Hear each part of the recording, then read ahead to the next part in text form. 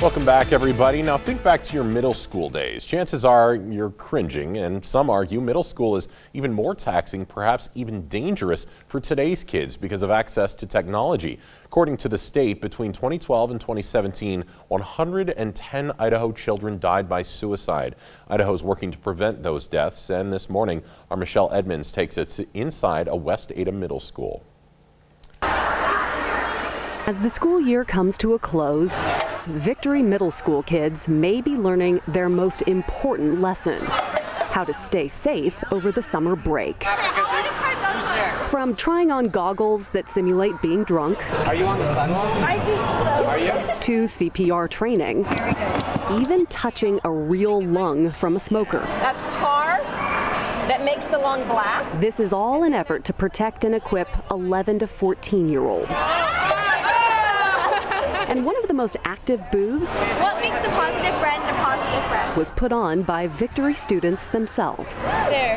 For the first time this year, Victory implemented Sources of Strength. It's a youth-based suicide prevention program. Middle school is a hard place. It really is. Like, it's just, so many things are going through your mind, and it's just like so many changes. And I think that what most people don't understand is most kids, sometimes they're wearing a mask at school. You really don't know what's going on at home and what's going on in their real life.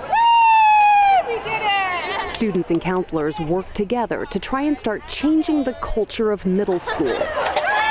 From a lonely, self-absorbed environment to inclusive and caring. We've had, some pretty serious family situations for students, and they need to come to school where it's going to be safe for them, and I think Sources of Strength creates that atmosphere for them.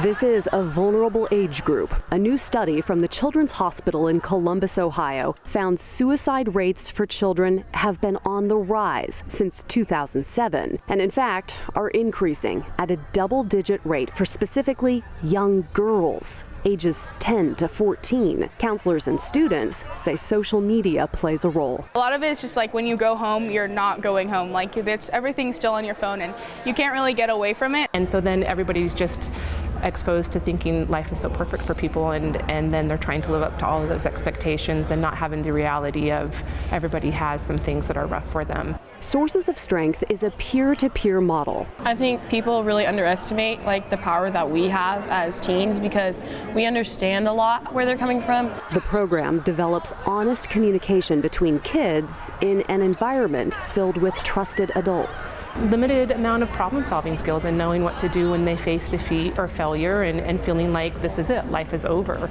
And I really want to be able to give them hope and find some strength to know that this is just a moment in time. You have your whole life ahead of you. It's that message of believing in the future that helps ensure every student returns for the next school year.